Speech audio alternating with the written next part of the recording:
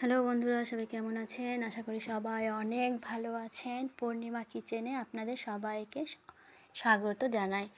So যে যেখান থেকে দেখছি একে অসংখ্য ধন্যবাদ জানাই আমার চ্যানেলে থাকার জন্য, আবার আমার ভিডিওটি দেখার জন্য। সো দেখুন, এটা কিন্তু আমরা সবাই চিনি, কলার খোসা এবং আলুর খোসা। হ্যাঁ, এই কলার খোসা এবং আলুর খোসা দিয়ে আমি মজার ভর্তা বা বাটা তৈরি করব। এই বাটাটা হলে আপনার আর কোনো তরকারির, মাছ মাংসের কোনো কিছুর প্রয়োজনই পড়বে না, আমি গ্যারান্টি দিয়ে বলছি।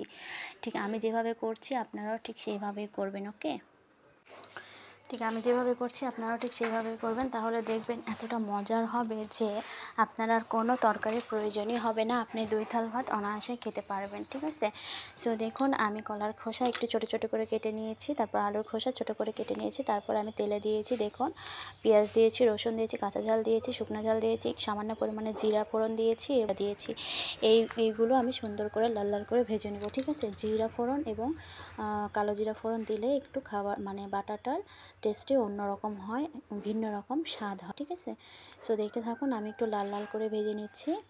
আপনারা কে কোথায় থেকে দেখছেন অবশ্যই লাইক কমেন্ট করে জানাবেন, এবং আমার এই ছোট্ট চ্যানেলটি সবাই সাবস্ক্রাইব করতে কিন্তু ভুলবেন না বন্ধুরা। সবাই সবার পাশে থাকবো।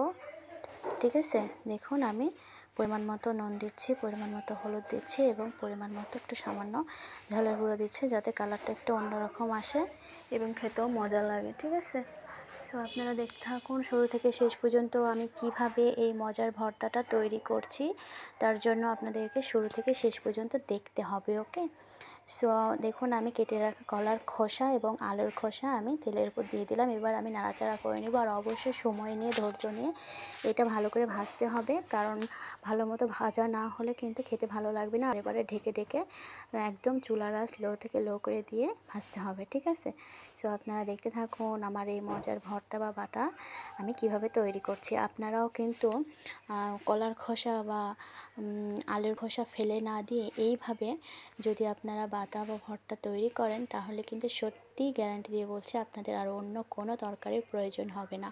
ঠিক আছে, আপনারা এক থাল ভাত অনায়াসে খেতে পারেন। আমি নাড়াচাড়া করে নিচ্ছি, বেশি পরিমাণে জল দিব না, বেশি পরিমাণে জল দিলে ভালো লাগবে না, সেই জন্য সামান্য পরিমাণে আমি জল দিয়েছি। তারপর আমি নাড়াচাড়া করে নিচ্ছি, আর বারে বারে নাড়াচাড়া করব এবং বারে বারে ঢেকে দিব, ঢেকে ঢেকে দিয়ে আমি এটা সুন্দর করে ভেজে নেব। ঠিক আছে, সো যখন এই ভাজাটার কালার লালটি মানে হয়ে যাবে, সবুজ থেকে লালটি হয়ে যাবে, চেঞ্জ হয়ে যাবে, তখনই কিন্তু আমি নামিয়ে নেব। তাই জন্য আমি বারে বারে নাড়াচাড়া করছি এবং বারে বারে ঢেকে দিয়ে আমি চুলার আঁচ স্লো করে আমি এটা ভেজে নেব। ঠিক না, দেখতে থাকুন আমি এখন ঢেকে দিচ্ছি, আমি আবারও ঢাকনা সরায়ে নাড়াচাড়া করে নিচ্ছি। দেখুন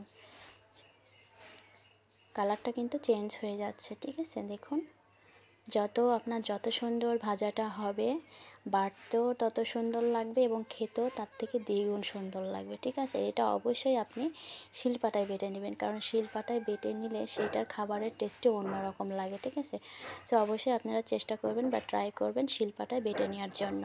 হ্যাঁ, কষ্ট হয়, এখন কিন্তু অনেক রকমের অনেক কিছু ব্লেন্ডার মেশিন অনেক কিছু বের হয়েছে, কষ্ট যেন না হয়। সো তারপরেও কিছু কিছু জিনিস আছে যেগুলো শিলপাটায় বাটলে অন্যরকম টেস্টে চলে আসে। সো গাইজ দেখুন আমার কিন্তু ভাজা হয়ে গেছে, দেখুন কালারটা কিন্তু জাস্ট ওয়াও লাগছে, তাই না?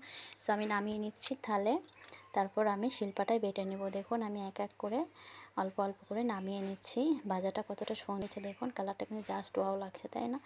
সো দেখেই বোঝা যাচ্ছে ভাজাটা একদম কমপ্লিটলি হয়েছে। এখন আমি শিলপাটায় সুন্দর করে বেটে নেব। ঠিক আছে, দেখুন আমি নামিয়ে নিচ্ছি, আমি এক এক করে নামিয়ে নিচ্ছি। কতটা সুন্দর এবং ইয়ামি লাগছে দেখতে। দেখুন আমি যা করি বা যা ভিডিও দিই সবই কিছু অর্গানিক, এতে কোনো এডিটিং করা নেই বা কোনো ভেজাল কোনো কিচ্ছু নেই। ঠিক আছে, সবই একদম অরিজিনাল দিই। সো আমার মনে হয় অরিজিনাল এবং ন্যাচারালি মানুষ বেশি পছন্দ করে ডুপ্লিকেটের থেকে।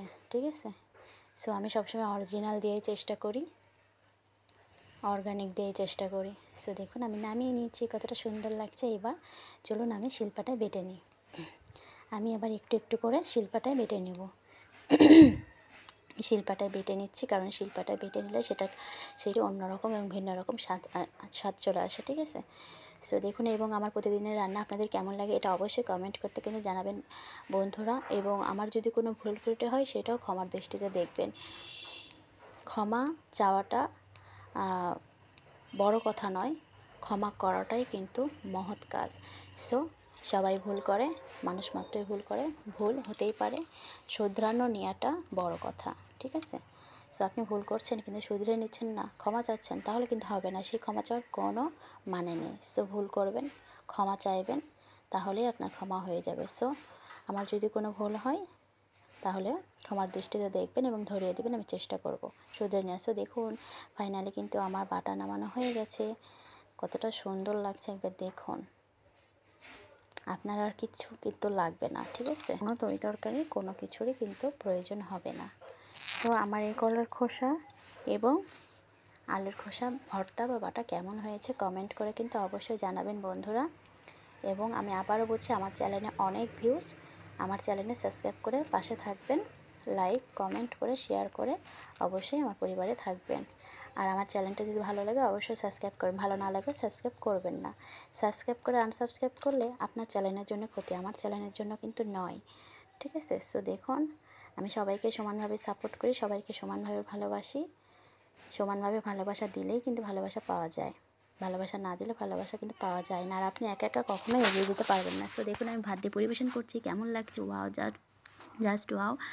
এটা হলে কিন্তু আর কোনো কিছুর প্রয়োজন হয় না, জাস্ট একবার দেখুন কতটা ইয়ামি মজা এবং কতটা ঝাল ঝাল হয়েছে, কতটা সুন্দর হয়েছে একবার দেখুন। আমি জাস্ট ওয়াও ওয়াও ওয়াও।